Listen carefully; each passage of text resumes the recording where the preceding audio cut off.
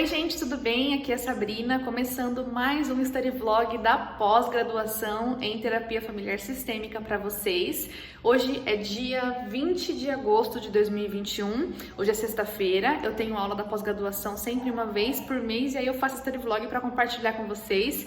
E hoje, sexta-feira, eu tenho supervisão das 7 da noite às 10, então agora são 6h30, eu já tenho supervisão. E amanhã, sábado, tenho aula mesmo, teórica, das 8 da manhã às 5 da tarde. Então, assim como todos os meses, estou gravando esse vídeo para deixar registrado para vocês a minha jornada na pós-graduação.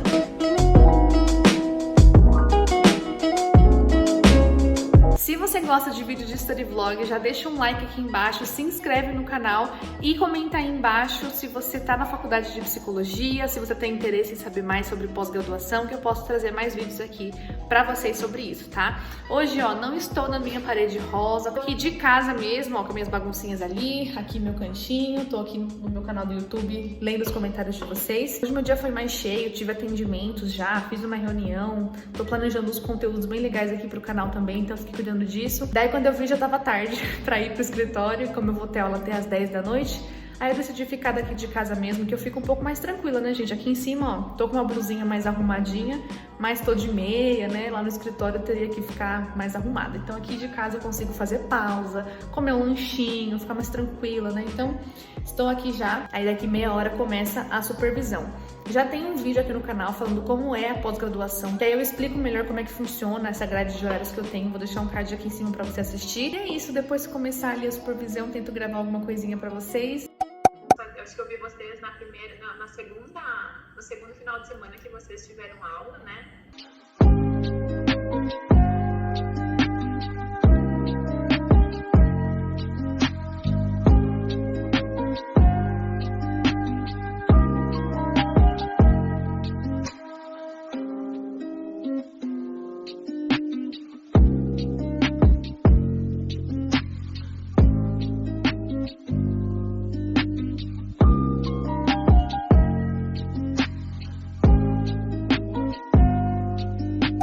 Gente, agora são 10 horas, 10h04, finalizou a supervisão, aconteceu alguma coisa no meu Wi-Fi que não voltou até agora, então eu acabei caindo do Zoom alguns minutinhos antes de finalizar, mas nossa, foi uma supervisão muito boa.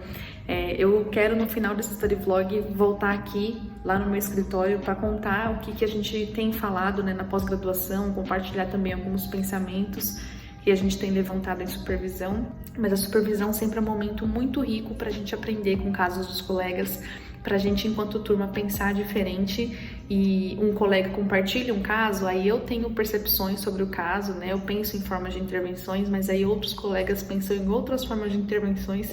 A nossa professora até comentou que a mesma pessoa pode fazer terapia sobre os mesmos assuntos, sobre as mesmas demandas com um psicólogo, de uma mesma abordagem e com outro, e ainda assim as terapias podem trazer, né, reflexões diferentes sobre aquilo, de tanto que influencia a nossa forma de ser terapeuta nesse processo.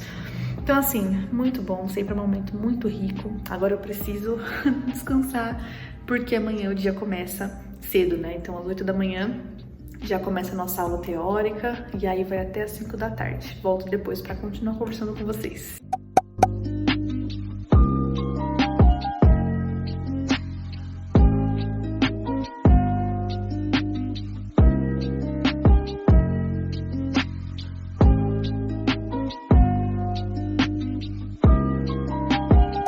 Oi gente, bom dia, tô aqui ó, tomando um solzinho.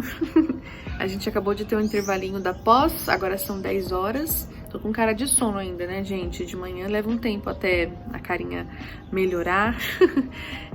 Mas tô aqui, a gente tá falando sobre ética. A gente tá se baseando num artigo muito bacana que fala sobre ética na perspectiva relacional, né? Então, na perspectiva sistêmica. E depois eu quero muito voltar aqui para compartilhar um pouco com vocês as reflexões que a gente tá tendo nessa aula. É muito bacana. Agora a gente vai ter um intervalinho de 10 minutinhos. Eu até agora não tomei café, então acho que eu vou ali preparar um cafezinho. Eu, gente, acordei hoje assim, sem internet aqui em casa. Desde ontem à noite, a minha região aqui que eu moro ficou sem internet, então eu fiquei no 3G ontem. Aí hoje de manhã comecei a aula também no 3G. Falei, poxa, né? justo quando eu preciso do Wi-Fi. Isso é o ruim, né, da gente depender de um sinal. E aí, ainda bem que voltou, assim, o Wi-Fi umas 9 da manhã, então agora já estou no Wi-Fi, já estou mais tranquila, porque eu ia acabar com o meu 3G, gente. Se você é novo aqui no canal, todo mês eu trago um study vlog da minha pós-graduação em terapia familiar sistêmica. Eu sou aluna da Viver Mais Psicologia e aí todo mês eu venho contar pra vocês o que foi que a gente aprendeu, né? Eu tenho aula da pós-graduação uma vez por mês, numa sexta-noite e no sábado o dia inteiro.